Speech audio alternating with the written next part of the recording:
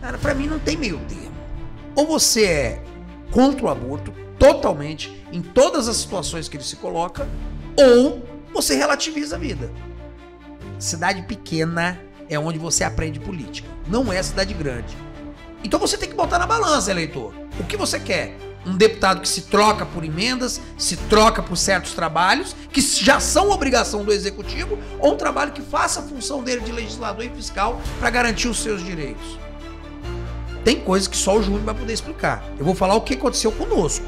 Então, se você vê que uma criança é criativa para resolver um problema, mesmo que seja do universo infantil, do brinquedo, mas que você vê que ela está resolvendo de uma forma diferente. Você vê que, comparado com o grupo de referência dela ali, ela tem habilidades acima daquela média, opa, aí você, pera, vamos ver esse negócio aqui, vamos ver por que que tá isso.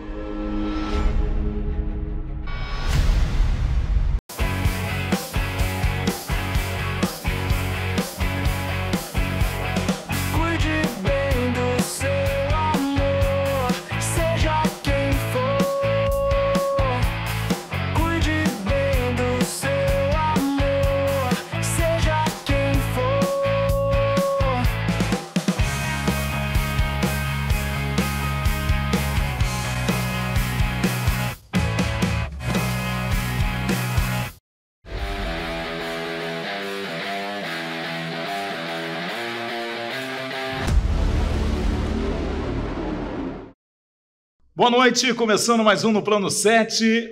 Hoje nós temos o deputado estadual Calegari. Ele é do PL e ele falou assim, ó, pode ficar à vontade, em off aqui, pode falar o que você quiser, perguntar o que você quiser e a gente vai, em primeiro lugar, pedir a você. Curta, compartilha, dá joinha, comente embaixo aí, fala se você está gostando ou não. Filhinho, prazer enorme estar com você mais uma vez. Prazer, Ademir. Coitado do Calegari hoje, hein? Coitado de mim, Calegari. Meu Deus do céu. Seja bem-vindo, Calegari, no Plano 7. Prazer enorme ter você aqui, tudo bem? Prazer estar com vocês, Demi, Filhinho, galera do Plano 7, todos os espectadores estão aí. Assim, espero que não me massacrem muito hoje aqui nessa mesa, né? Mas eu tô aqui à disposição, vamos que vamos. Não, Seja o que Deus quiser. Vamos conversar devagar. Quem é Calegari? Calegari é um ser humano, cristão, pai de Helena e Clarice, esposo de Renata, católico, né, cristão católico, devoto de Nossa Senhora Aparecida, adorador de Nosso Senhor Jesus Cristo e professor, servidor público, atualmente como deputado estadual, e dedicado à defesa de alguns valores que eu considero muito importantes, inclusive para proteger a minha própria família. Esse é o Calegari, basicamente, resumindo aqui. Algumas pessoas te intitulam como polêmico. E aí? Eu acho que o mundo tá muito louco, filhinho. Sabe por quê? Cara, hoje realmente eu posso ser considerado polêmico devido ao mundo que nós vivemos. Mas eu, sinceramente, como que você não vai ser polêmico? Como que você... Vamos dar aqui um exemplo aqui, a vida. Eu defendo a vida desde sua concepção até o seu término natural. Eu sou pró-vida. Cara, pra mim não tem meio termo. Ou você é contra o aborto, totalmente, em todas as situações que ele se coloca, ou você relativiza a vida.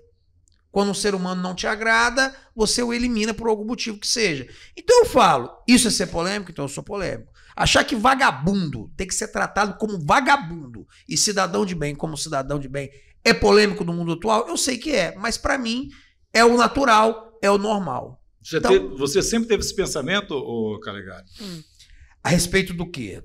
Da vida? Da vida. Da vida, isso. Da vida, não. Eu já tive um momento em que eu relativizei sim a vida. Eu, dos meus 16 aos meus 26, 28 anos mais ou menos, eu era ateu, não tinha uma fé. Chegou a usar a camisa do Che Guevara, não, né? Não, nunca fui de esquerda, nem nos meus piores momentos, nem nos momentos mais trevosos da minha vida. Mas eu era um camarada, eu era um liberal sem amoral. Eu era um liberal amoral. Eu já fui isso. Em que sentido?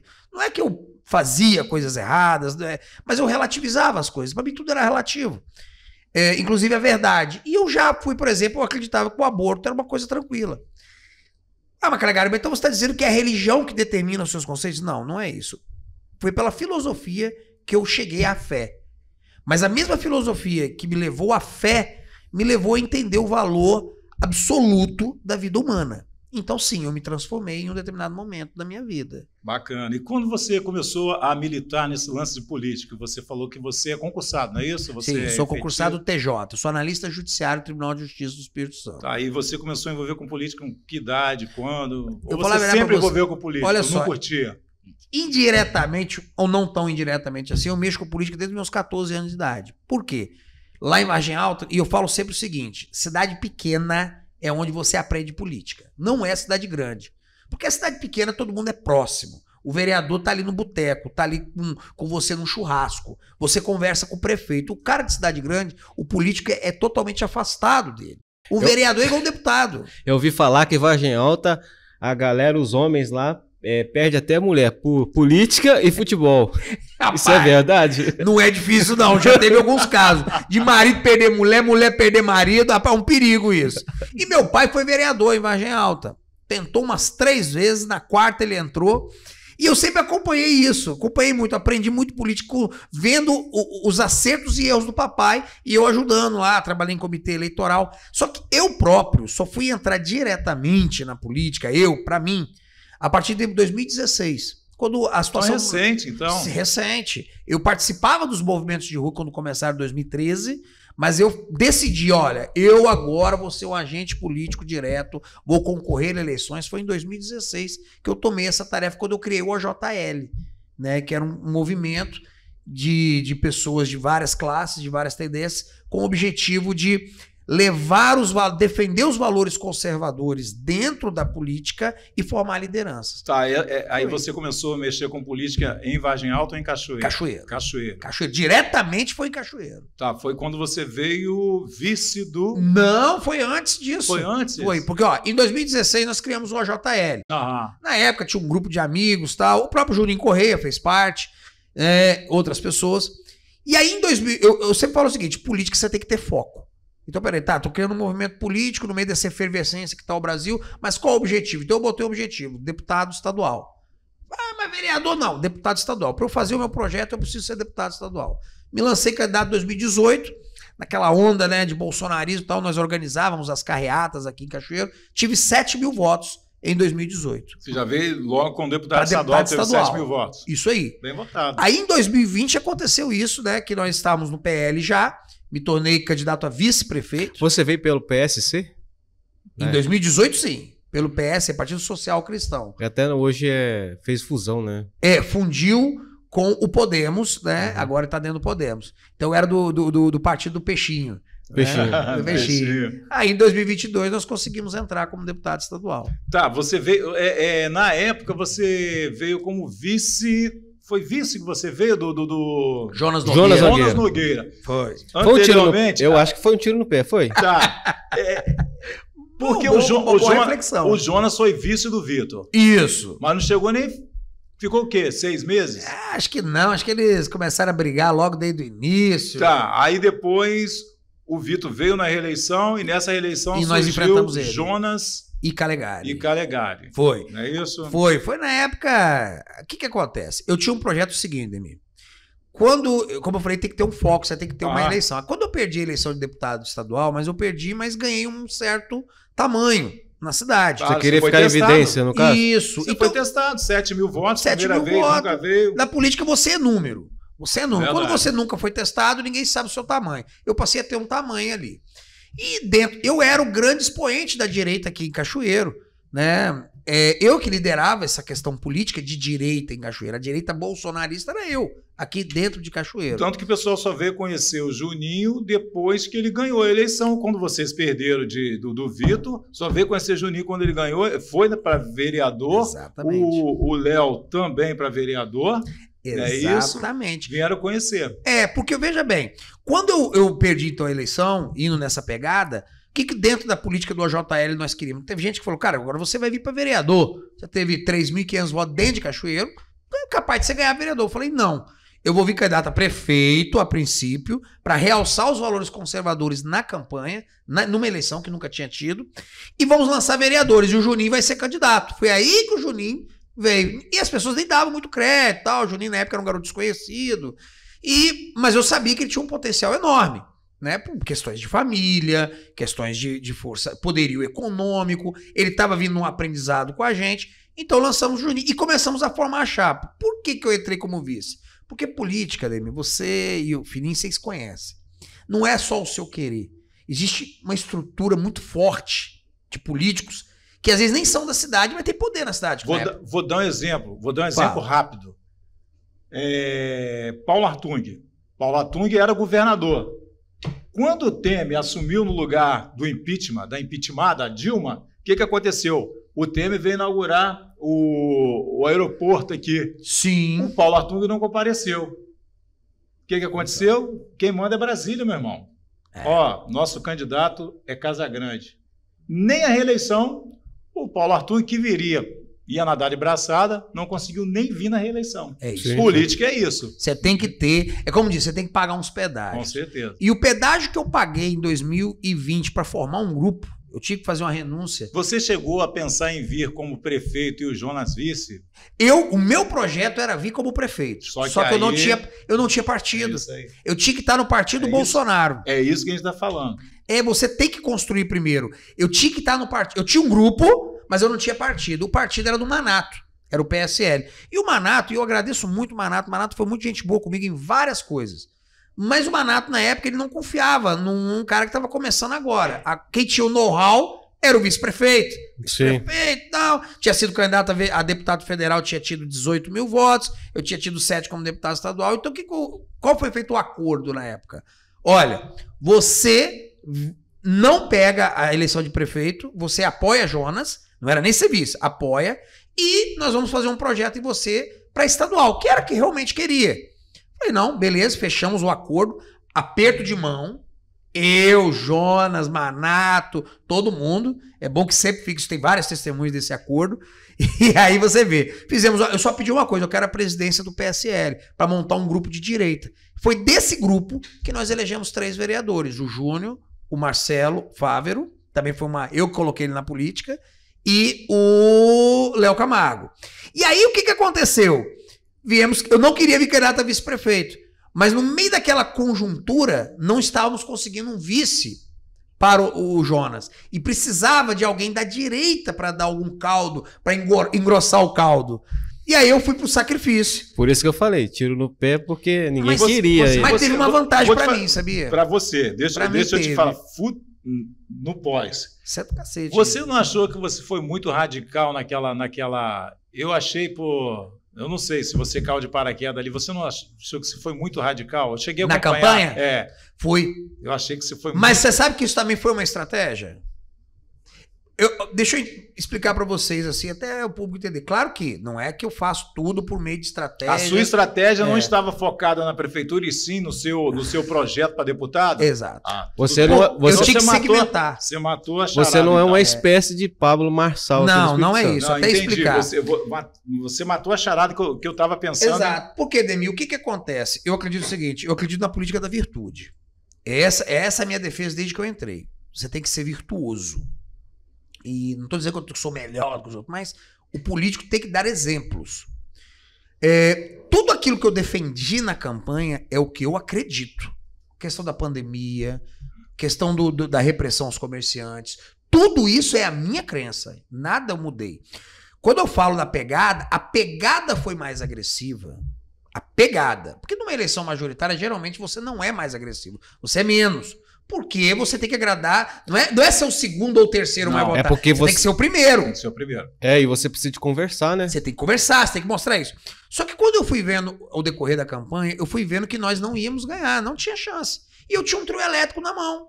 Eu tinha o tempo de TV, o que eu fiz? Meu irmão, se for para perder, vamos perder pelo menos com a mais extrema do povo aqui da direita e vamos preparar o caminho para 2022. Foi o que eu fiz. Tanto que vocês fizeram 3 vereadores. Fizemos 3 vereadores. Fomos o partido que mais fez vereadores. Aí você assumiu o PL. Aí o que acontece? Não, quem assumiu o PL foi o vereador Júnior Correia. A questão de você não ter mandato é complicado, irmão, no Brasil. Eu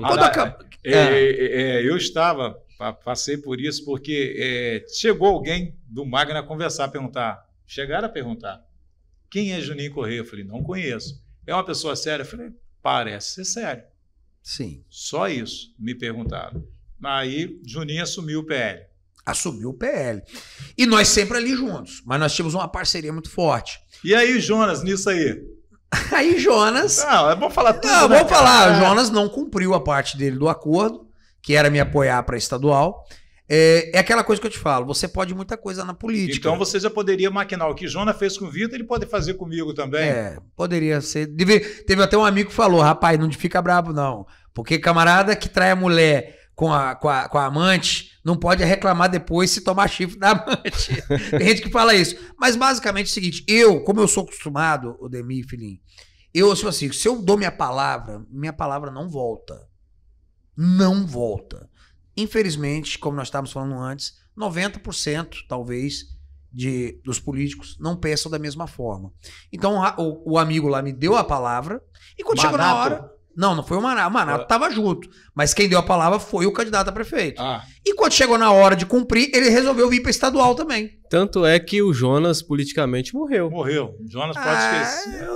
É difícil falar de quem morreu ou não, mas perdeu muito a força. Hoje, se você tirar alguns candidatos aí, infelizmente... Ah, beleza. Vamos falar de outra coisa. Vocês eram 3 vereadores, você era muito amigo do Juninho. Isso. Muito amigo do Léo. Isso. E o Marcelo, o que aconteceu com ele? Cara, eu era muito amigo dos 3. É que você tem que estar preparado para tudo na política. A minha intenção o meu projeto era o quê? Formar uma frente conservadora forte de oposição na Câmara, que não só me desse sustentação para vir para deputado estadual, como que defendesse as pautas da direita na Câmara. E aí o que aconteceu? O Marcelinho, que é um cara, não tem nada contra, pessoa do bem, enfim, só que ele tinha uma visão política muito diferente. Ele preferiu seguir a linha tradicional dos políticos em geral, que é o quê? Não posso estar contra o governo. Se eu estiver contra o governo, eu morro. E ele seguiu essa linha. Abraçou o Vitor, agora eu acredito que deve estar junto com o Ferraz. Abraçou o Ferraz. Não, nada contra, cada um tem a sua opção. Tem muitos. Mas aquilo... Principalmente se torna um trabalho para ele, né? Ele não pode perder uma opção. Falou assim, eu vou com o Ferraz agora que eu quero daqui 4 anos ganhar de novo. Se torna profissão vereador. É a profissão vereador, profissão político, né? Mas assim, convenhamos, né? Essa é uma estratégia que de alguma forma parece errada, mas para o cara que é vereador, se ele for contra o governo, ele praticamente não consegue nada, principalmente para aquele cara que é bairrista. Eu sou e o Léo Camargo? O Léo foi oposição. E olha como é que ele cresceu. Sim, cresceu, mas o Coramara não mudou muita coisa. Não, verdade. Entendeu? Só que você não tem voto numa cidade para vereador só do Coramara. Exatamente. Não, sim. Todos. O cara tem que olhar. Eu acho que a população tem que ser mais politizada. Por quê? Top. Se você vê um lugar que o cara não está fazendo por você, porque você é oposição, você também, como prefeito, você está dando tiro no pé. Cadê o Vitor, a candidata do Vitor? Exatamente. Ele vai tirar, aquele negócio, cadê a candidata do Vitor? Tudo bem que o governador trouxe, vai levar, sei lá, se vai levar o Vitor, levou Lorena, levou Castiglione, só não levou a mim, né? Tô brincando, gente. Mas é a realidade. Mas é uma reflexão aí o cara, olha só quem é o cara que, de repente, porque é a realidade que o Juninho era o cara. Uhum. A eleição já estava ganha na mão do Juninho. Agora você vai ter que me falar também. Por que isso? Então, vamos lá. Só para fazer um parênteses que vocês comentaram aí dos vereadores, eu acho que a gente tem que fazer uma reflexão profunda sobre os parlamentares em geral, deputados, senadores e vereadores. Qual é o papel do vereador? E qual é o papel do deputado? Realmente existe um vício de querer um cara que traz benesses pro bairro, de que ele traz... E concordo, é importante. É importante. Só que se ele perder o papel principal dele de fiscal e legislador e voz do povo, ele também vai perder. Então, existe como você ser oposição sem se quebrar? Eu acho que existe. O que o povo quer é o seguinte, é saber qual eleitor você vai enquadrar. Você vai perder aqueles eleitores de bairro, assistência, mas você ganha uma grande massa de eleitores conscientes que querem ver você gritando aquilo que ele não pode na tribuna, seja da Assembleia, seja da Câmara. Por exemplo, o que eu faço como deputado? Eu tenho um problema, não pagaram praticamente emenda nenhuma minha do ano passado. Só que o que eu faço? Eu chego pro povo e falo, olha, a emenda foi colocada, mas porque eu faço o meu trabalho de votar contra o aumento do ICMS, Vocês não querem ICMS alto, né? Eu votei contra. Por fazer isso, eu pago o preço. O preço de defender vocês é muitas vezes não conseguir trazer para vocês aquela emenda que você queria. Então você tem que botar na balança, eleitor. O que você quer? Um deputado que se troca por emendas, se troca por certos trabalhos, que já são obrigação do executivo, ou um trabalho que faça a função dele de legislador e fiscal para garantir os seus direitos? É porque muitos desses, eles não têm essa habilidade que você está tendo. Porque essa habilidade sua é muito clara com relação a expor. Sim. Né? Expor o que está acontecendo. Porque, às vezes, eu estou sendo boicotado aqui. Mas eu estou sendo boicotado aqui por quê? Aí o cara não fala por que ele está sendo boicotado. Ele também tem que colocar a boca tem que no saber se comunicar com o povo. Exatamente. Que é a grande coisa que as redes sociais trouxeram hoje. Sim, sim. Agora você perguntou do Juninho, né? Isso, Juninho. O que aconteceu? Virou padre, não virou padre? Aí não foi. Ele... Vou ser sincero, eu acho que seria muito difícil para o Ferraz, com um grupo de vocês, ele ganhar a eleição. Eu acho que ele nem viria. Eu acho que seria muito difícil. Eu acho que o Ferraz não viria candidato a prefeito. Olha só, vamos falar aqui, e a gente veio para falar tudo, não tem problema nenhum com isso. O que acontece? Eu acho o seguinte, eu tenho muito carinho pelo Júnior, carinho mesmo, porque o Júnior eu dei aula para ele desde os 14 anos de idade, lá na São Camilo. Nós criamos uma amizade, professor e aluno, que depois acabou indo para política, ele me apoiou. Eu devo assim, muito ao Júnior, como amigo, tal. Ao Júnior, tá? Que fique claro que às vezes tem algumas pessoas que pensam, Cofril te ajudou igual a coisa. Não, quem me ajudou foi o Júnior. Né? O Júnior como pessoa, como amigo. E ele me ajudou na política. E eu ajudei o Júnior. Eu dei ao Júnior algumas coisas que ele não tinha. Por exemplo, uma plataforma política, um discurso. E ele foi eleito vereador e, vou falar a verdade, fez um bom mandato de vereador, um mandato top. Um mandato fiscalizador, inteligente. Tanto é que isso projetou para uma eleição de federal em que ele teve voto pra caramba, teve 37 mil votos. Muito voto, né? Muito voto, 22 mil só em Cachoeiro. E ao mesmo tempo, praticamente colocou ele, como você disse, para prefeito. E eu falo, se ele tivesse vindo candidato pelo PL, Ferraço não viria. Ferraço ou iria apoiar ele ou ia ficar na dele. E não tinha pra ninguém, não tinha pra ninguém. Agora, o que aconteceu? As pessoas às vezes perguntam, o que aconteceu? Por que saiu do PL? Por que abriu mão de ser prefeito pra ser vice? Olha só, tem coisas que só o Júnior vai poder explicar. Eu vou falar o que aconteceu conosco. Vou te fazer uma pergunta e já vou te dar a resposta. Fala. Você confia em Magno Malta? Confia. Claro. Porque tudo indica que aconteceu alguma coisa nesse meio tempo com o Magno Malta. Aconteceu, mas não foi aquilo que alguns pensam.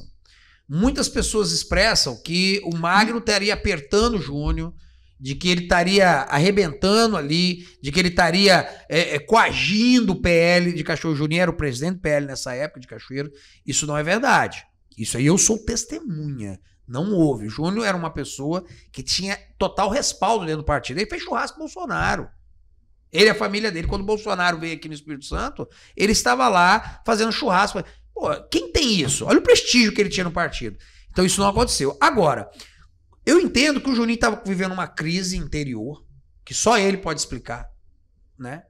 E essa crise levou ele a, primeiro, dizer que estava tendo problemas com o partido, depois voltando atrás, chegou, aí depois, para se livrar daquilo, disse que queria ser padre, depois voltou atrás novamente. Eu e o Magno fomos até a casa dele, fizemos oração junto, e depois voltou atrás disso. Então, existe uma crise ali que só ele pode dizer o que aconteceu.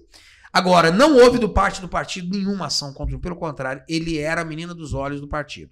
Ao desistir, ele causou um problema enorme na política da direita em Cachoeiro, porque imediatamente o PL abraçou Léo Camargo. Isso eu deixei claro pro Júnior desde o início. Olha, se você não for candidato do PL, o PL vai ter candidato. Não serei eu, porque eu tenho meu projeto estadual, mas será o Léo. Ah, não, tudo bem e tal. Depois, né?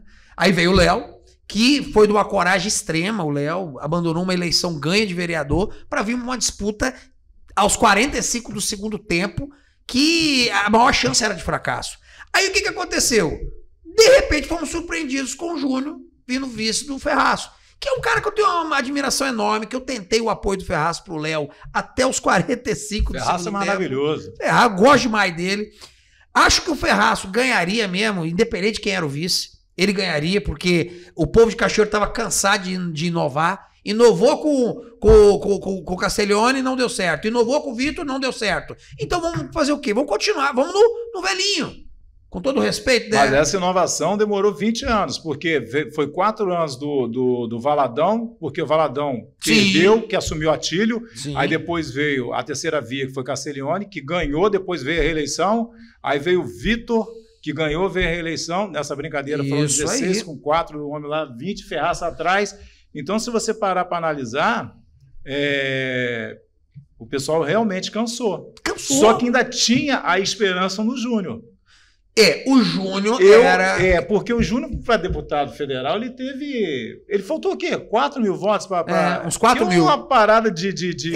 porque ele não atingiu os 20% do coeficiente eleitoral. O PL fez votos para eleger 2 deputados federais, mas o Júnior não atingiu os 20% necessário, que é 40 mil e alguma coisa. Isso. Agora, eu te falo uma coisa. E por que queria ganhar? Porque ele tinha a favor dele o bolsonarismo de Cachoeiro, que ele naquela época representava. Naquela época. Ele tinha um trabalho de vereador muito bem construído. O poder econômico da família, que não tem como não botar isso na balança. E sem tirar também que, aí eu não estou falando, porque eu não entrevistei, ele veio aqui, foi entrevistado vocês. O prefeito, assim, eu acho que deixou muito a desejar o prefeito Vitor. Foi o pior prefeito da história de Cachoeiro. Aí ele iria dar a eleição ao Júnior. O Vitor Coelho foi o pior prefeito da história de Cachoeiro. Se ele vem, eu acho que o Ferraz não viria mesmo. Não viria. Ferraz não viria. E o Vitor, bom você ter falado nisso, pior prefeito da história de Cachoeiro, não tem como dizer, pior Castiglione. Eu tô falando politicamente, entendeu? Não tô falando de pessoa. Tá? Não, claro, não, nem conheço o Vitor pessoalmente, não posso falar. Entendeu? Eu tô falando politicamente. Sim, nada contra a pessoa, mas a administração dele, na minha opinião, foi ruinosa. Então o lance com o Juninho, nem vocês sabem o que foi. Não, acho que é uma coisa que só ele, a família dele... Isso é importante, que existe uma peça fundamental nisso. Zezé. Pai dele, o Zezé. Zezé da Cofrio, com todo respeito, uma pessoa muito boa, um empresário fantástico, mas que tem participação política nisso aí, não tem como não dizer. Assim, isso é visível. Onde o filho está, depois que houve esse processo, onde o filho está, o pai está. Então, ele é uma peça no meu achismo, na minha opinião, ele não queria ficar no grupo do PL. Porque para ele se sujeitar a ser vice do Ferraz, alguma coisa foi alinhavada. Ele ou alguém por trás dele não queriam estar no bolsonarismo. Eu acho que alguma coisa ali da família ali envolveu. Algo no espectro do bolsonarismo já estava incomodando. Aí agora nós temos aqui a eleição para deputado e tal, e depois tem a reeleição. O Júnior, ele tem a chance de vir, ou deputado estadual, a senador, como o deputado federal, como ele foi muito bem votado. Só resta saber o seguinte: Ferraço só sai dali se Jesus Cristo levar ele. Eu tô falando de política, tô sendo sincero, rapaz, eu milito disso desde 86 com isso. Só se Ferraço não abre a mão para ele, não abre. E se abrir, abre para Norma. Entendeu? Existe uma coisa de família. Então é aquele negócio, cara. O filho é vice-governador. Ele é prefeito da maior cidade do sul do estado. E Ferraz é bom pra caramba. Ele entendeu? É um bom prefeito. A população não sei se esse mandato vai ser igual aos outros. A população de Cachoeira tem uma expectativa muito grande com o Ferraz. E vem a Norma correndo por fora também. Entendeu? Parece que vai vir para deputado estadual. Eu não tô, né? Mas... E você, é candidato ao quê? Federal. Federal? Eu, assim, aquilo ao que me propus para deputado estadual, eu vou falar um negócio para você. Eu não tenho, na política, meu objetivo não são os cargos. Os cargos não são o fim da minha luta, filho. O objetivo da minha luta são atingir certas metas que eu me proponho. O mandato é apenas uma forma, é a ferramenta. Eu tinha uma proposta, quando eu entrei na política, de quê? Primeiro, lutar para expandir os valores conservadores para o maior número possível de municípios, reunindo lideranças, para serem vereadores, prefeitos. Consegui.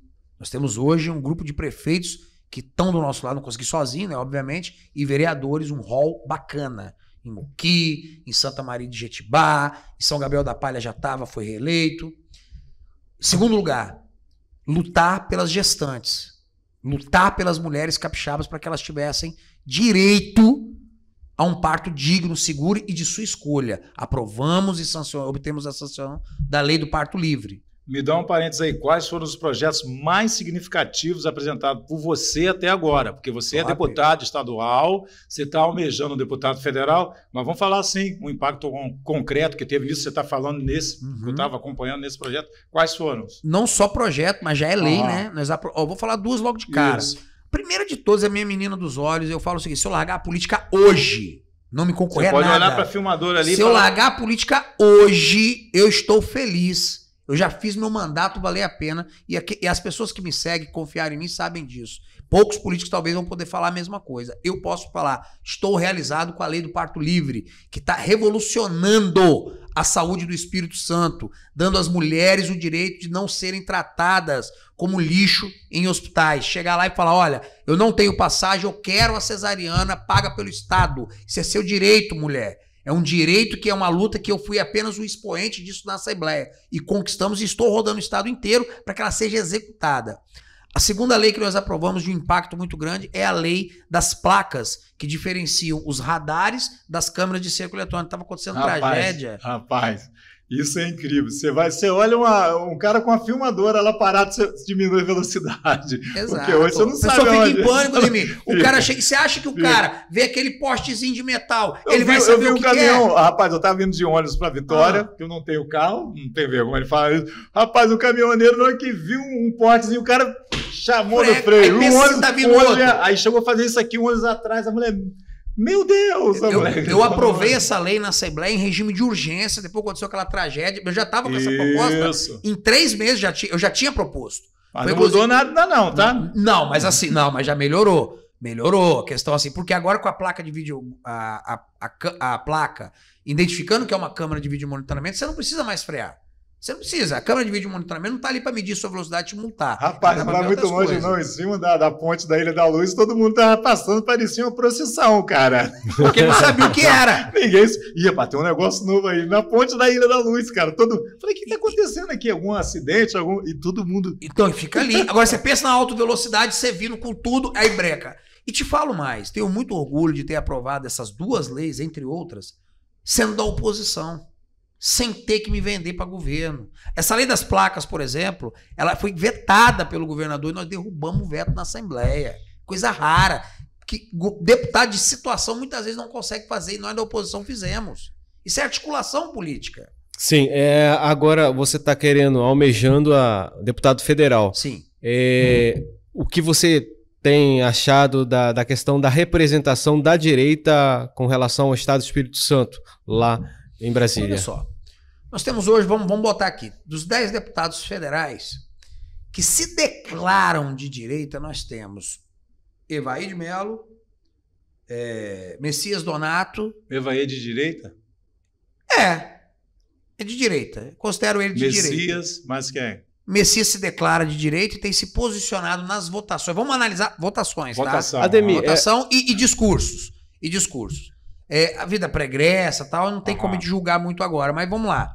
Evaí de Mello, Messias Donato e aquele que é o grande expoente hoje na Câmara é o Gilvan Federal, meu amigo. Rapaz, ele é uma máquina. Todo mundo acha que de direita é só PL. É isso porque... Partido sim. Porque o Gilvan, ele não tem esse negócio de ficar em cima do muro, não. Ele rasga.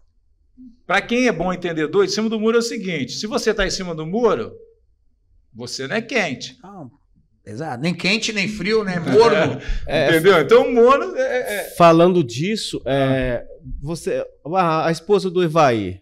Ela foi lá em Venda Nova do Imigrante. Ela chegou a ter cargo lá que não tinha a ver com direita, não. Qual que é o partido na administração de qual partido? Era de um outro partido aí. Era um partido de esquerda? É o atual que está lá? Não. Antes desse daí. Mas isso até uma confusão danada na eleição passada e tudo. Mas vamos falar assim, a gente está falando de Gilvan. Gilvan é o senador? Não, ele... Porque Bolsonaro falou que Evaí é o candidato a senador dele. Olha só. O que acontece? O Gilvan era o nosso candidato, nosso pré-candidato ao Senado, E, pô, eu e o Gilvan rodamos o estado todo aí, cara. Rodamos tudo e tal. Mas o presidente Bolsonaro deu uma declaração tal, e outras declarações apoiando o deputado federal Evaí de Mello. E o Gilvan, ele achou por bem, né, dar uma recuada nesse projeto de Deu uma Senado. mergulhada, né? Se isso pode mudar no futuro, pode ser que mude. Mas é uma decisão que ele tomou em cima disso. Essa eleição é 2, né? Hã? Essa eleição São dois são senadores. Hoje Dois hoje senadores. é Magno Malta, que isso. tem mais 4 anos depois dessa eleição. Isso aí. Aí nós temos o Contarato E o Marco Duval. o Duval. Marcos Duval. São Aí, essas duas vagas que estão em disputa. essas duas vagas. Eles vão tentar a reeleição, Isso. Contarato e E Marcos terá Duval, vários outros candidatos. E vai vir outros candidatos. O Gilvan seria um nome Muito forte. muito forte do PL. Agora- Até o governador, né, que vai vir. Renato Casagrande Não, ele vai ficar sem mandato. pré-candidato. Pré-candidato. E aí correm outros. Vai ser uma disputa boa, tá? Vai ser uma disputa boa. Eu acho, inclusive, o seguinte, acho não, isso eu tenho certeza, porque é uma coisa que o presidente do partido, o presidente estadual, o senador Magno Malta, tem... O PL só vai Tem. lançar o Evaí? Não. É o candidato do até bom pedido explicar do Bolsonaro. É isso isso aí. É bom explicar isso aí, gente. Que Veja pode bem. abraçar Evaí, Gilvan. Não, então, o que eu quero dizer? Explicar aqui pro espectador. O que o presidente fez, o presidente Bolsonaro fez, foi declarar apoio a Evaí, e se vocês verem a entrevista, ele declara apoio a Evaí independente de partido. Pode ser no PP, que é um partido aliado do presidente Bolsonaro, um partido de centro-direita apoiador do Bolsonaro, ou no PL. Agora, uma coisa, gente, o presidente Bolsonaro é uma figura de peso dentro do PL. Não, PL nem precisa dizer. É hoje um partido que se reúne em torno do bolsonarismo. Porém, cada estado tem a sua liderança. Aqui no estado nós temos o senador Magno Malta. Ele é a voz do PL do estado do Espírito Santo. Então... E o Bolsonaro, será que vai dar livre-arbítrio? Por exemplo, Gilvan veio no partido X e no PL... O Evaí vem no partido X e no PL vem o Gilvan. Não, o Gilvan já falou que não vem. Não vem mais? Não vem. Ele falou que não vem. Agora, isso não quer dizer que o PL não vá lançar um candidato. O senador Magno Malta, que é a voz do PL do estado do Espírito Santo, já me declarou, já tem dito para outras pessoas, que terá candidato do PL. E provavelmente esse candidato terá o apoio do Bolsonaro, sim. Mas não tem um nome agora. Bom, não. Atualmente não. Tem vários nomes. Gilvan Na verdade, não tem um federal, nome então. escolhido. Gilvan vai vir para Federal. Vai vir para reeleição. E quem é o governo de vocês, do PL? Não está definido isso. O que Papo acontece? de Lucas, aquele negócio todo, conversa. Não. O que acontece? O que está hoje, e aqui eu vou falar aqui, gente, não estou falando em nome do partido, determinando nem nada. Estou apenas expondo aquilo que a gente conversa nos bastidores, né? E que o povo tem que saber mesmo. O que acontece? O PL hoje não tem um candidato definido para governo do estado. Pode ter? Pode. Eu, Calegari, acho que isso vai acontecer? Não. Beleza? Não acho que isso vai acontecer. É o seu achismo. Por quê? Qual é o grande foco do PL hoje? Que isso fique claro. O grande foco do PL é pôr fim à ditadura do judiciário. Essa é a nossa missão, essa é a nossa grande luta. E isso envolve, mais importante do que a eleição do presidente, até do Bolsonaro para presidente, mais importante hoje para nós é termos maioria no Senado e na Câmara. Essa tudo se subordina a isso. Tudo. Por isso que o próprio Bolsonaro está se dedicando a escolher candidatos do Estado. Quem determina os candidatos a senador é um acordo dele Mas com o se você Valdemar. tem condições de ter 2, cara. Mas eu não estou dizendo que ele não vai ter outro. Ele declarou, Evaí. Ele não falou que não apoiaria o Gilvan ou que não apoiaria o Gilvan Senado. já não quer mas o Gilvan mais. não quer. O Gilvan... isso aí, ele... Falar Falar com ele pra vir aqui. Isso, Falar com ele pra porque vir fica difícil você falar por ele. Isso. Né? Mas o que eu posso dizer é o seguinte: o PL vai ter candidato. E o presidente Bolsonaro disse que apoiaria Evaí. Evaí vai vir candidato ao Senado? Não sei. Não só sabe ele também. pode dizer. Você tem que chamar o Evaí aqui também. Isso. Porque eu sou o seguinte, Ademir, você viu como é que eu sou? Você é candidato a federal? Sou. Porque rolou um papo que vai viria governador também. Não sei o Ele quê. tinha esse objetivo aí, mas parece que já deu uma recuada. Hoje o candidato mais forte que vem na centro-direita é o Pasolini. Vou até rasgar aqui. É ele. Nós vamos apoiar ele? Eu vou apoiar ele? Não sei, não posso falar. Porque se você parar para analisar, você tem o Pasolini, que ganhou no primeiro turno na capital. A vitória é retumbante. Entendeu? O Pasolini. Aí você tem, que não é bobo, o Eric Musso, que foi bem votado como senador. Está articulando. E o do governo é o Ricardo, né? Pelo lado do governo, Pelo aparentemente lado do governo, o mais forte é o Ricardo. Seria o Ricardo. Que é uma pessoa muito bacana também. O Ricardo, mas não como Senado. Não, o candidato. Né, vem como governo. Estamos falando de governador, né? Governador seria não, o Ricardo. Governador Ricardo. O Ricardo é centro-direita também. Eu considero que o Ricardo. Veja bem. Eu até fiz hoje um esqueminha que vai sair um vídeo meu recente falando disso, dos partidos políticos brasileiros. O Ricardo está num partido de centro, que é o MDB. Nem centro-direita, nem centro-esquerda, é centro do centro. Agora, o Ricardo, pelas convicções, pela carreira pela maneira como ele se manifestou na carreira ao longo da vida, eu considero de centro-direita. Ele tem um equilíbrio muito... Tem. Ele foi um senador muito competente. Muito competente. Muito competente. Tem gabarito para ser governador. Incrível que quando saiu o Ricardo e Magno Malta, nossa, nós perdemos demais. Perdemos dois, assim, importantes senadores. E te falo mais, o Ricardo, assim, eu só não falo da gente que poderia ser um apoiador, tal. A grande dificuldade é o fato de que, querendo ou não, é a continuidade de um governo de esquerda. Ele não é de esquerda nas convicções dele, mas ele vai ter, eu não tô falando de mim aqui, tá, gente? Tô falando de análise, fazendo análise com o eleitorado de direita. Vai ser ele conseguir transitar, que ele é a continuidade de um governo de esquerda para dizer ao povo, não, eu vou fazer um governo de centro-direita ou de centro. Até porque na chapa dele vai ter, com certeza, a composição da esquerda. Com certeza. Isso aí PSB vai estar em peso. O próprio candidato ao Senado dele vai ser o Casagrande. Sim. E tô te falando que o povo não vai aceitar isso? Não, o povo, até o Casagrande tá com uma boa... como é que eu posso dizer? Aceitação na população. Na verdade, ele não foi um mau governo. Para mim foi péssimo. Mas por que eu analiso global? Sim. Por que eu considero que foi ruim? Tá sendo ruim ainda. Eu sou muito justo, Felipe. Eu procuro ser muito justo. Né? Tem que dar mérito naquilo que merece mérito. Quais são os pontos fortes do governo Casagrande? O financeiro. Ele mantém as contas em dia, né? Paga as contas e tudo mais do Estado e tem um grau de endividamento bacana, de possibilidade de endividamento bacana.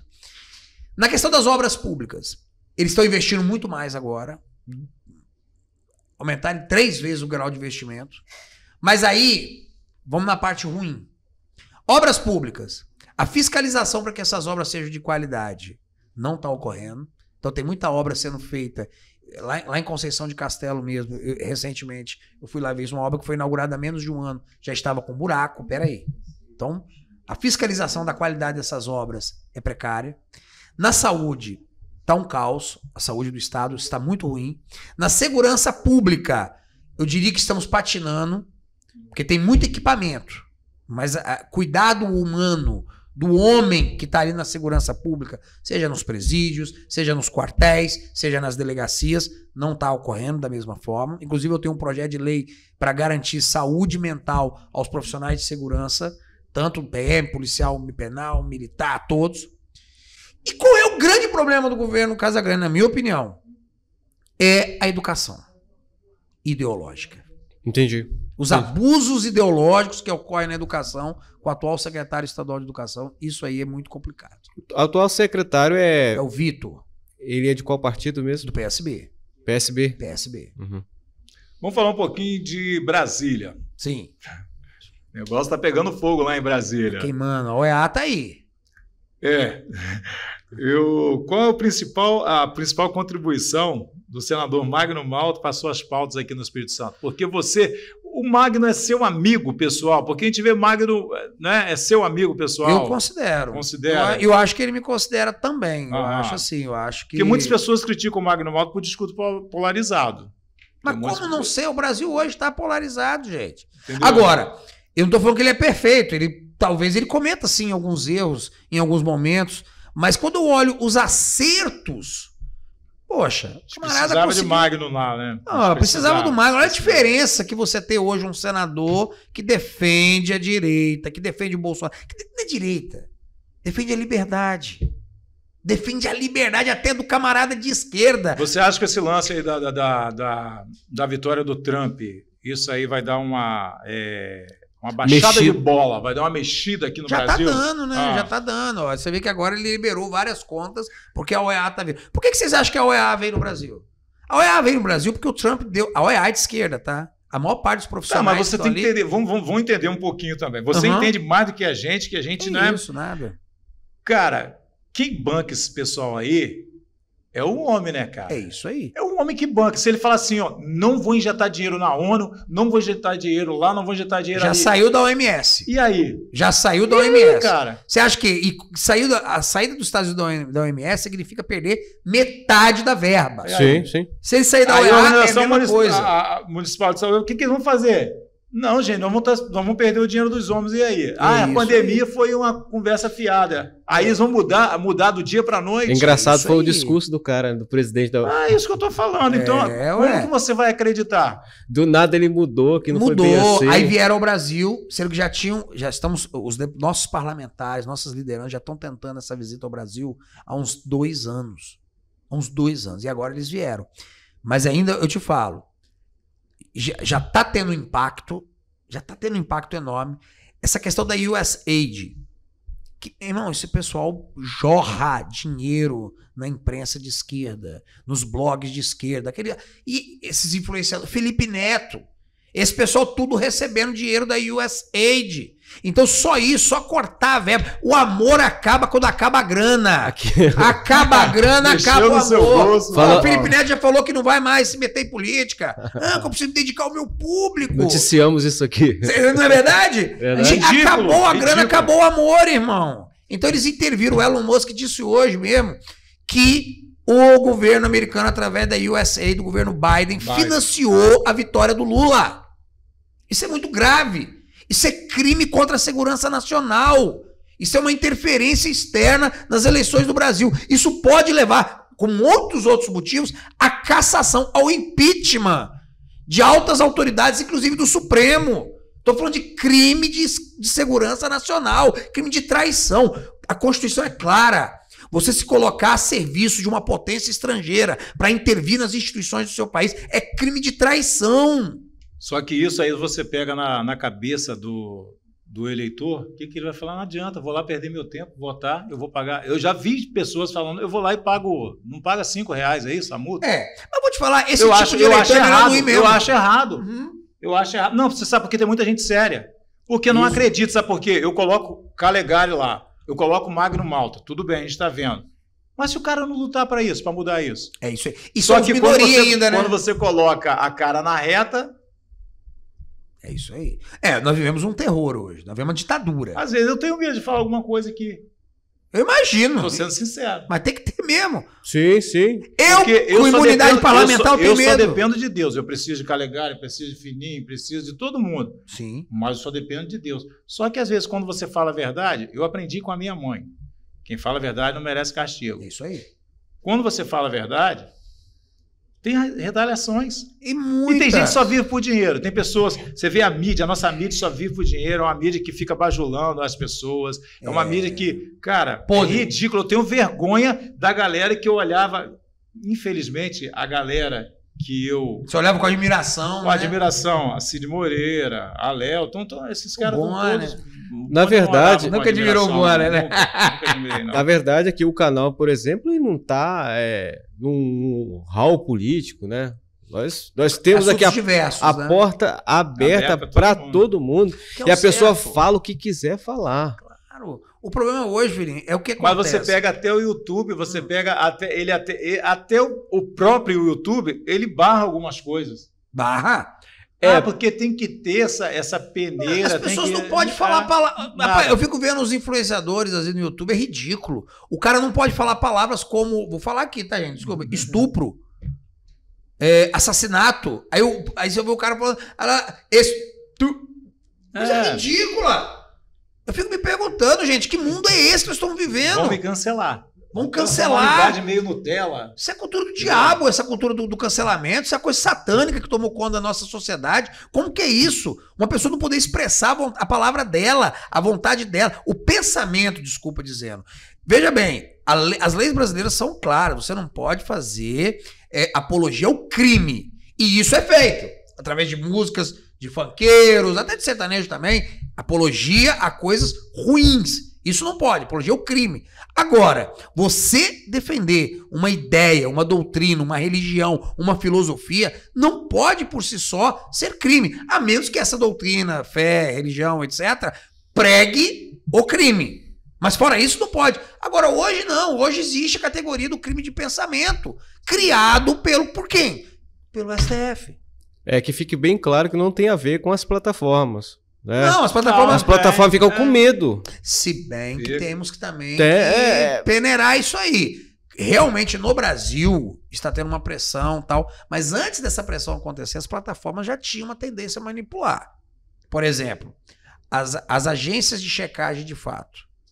Essas agências que recebem dinheiro da USAID, que cancelam pessoas, não é com ordem judicial. Elas vão lá, faz a sua verificação, Sim. Diz, por exemplo, que o Lula não é amigo de ditadores como Maduro. A agência de verificação de fatos diz uma sandice dessa. Aí o YouTube ouve ela.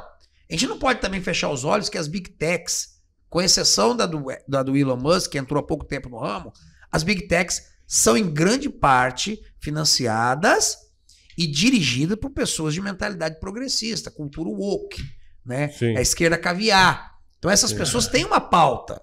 Tem a pauta deles também. Sim, sim. Né? E Bolsonaro, você acha que 2026 vem? Se Deus quiser. E é o que eu acredito também. Não é só uma questão de querer. Eu acho que as coisas estão caminhando para ele se tornar novamente elegível e ser o nosso presidente em 2026. E se não acontecer, quem vem?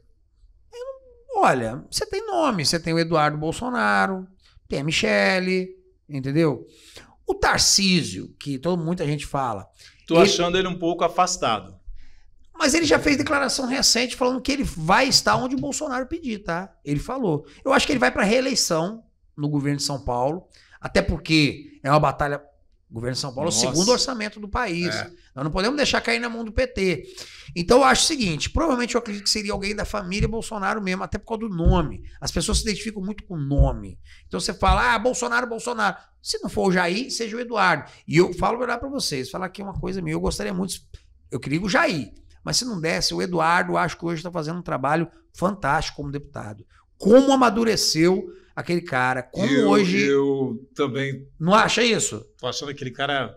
Tá nota 10. Tem gente que fala que não, não dá agora não, mas eu acho que ele... Não, eu acho que ele seria o cara para ser... Eu acho que com tudo isso que aconteceu, o cara, ele ficou cascudo na política. Ficou cascudo e ele tá... Os 2 primeiros mandatos dele não foram assim tão espetaculares para mim.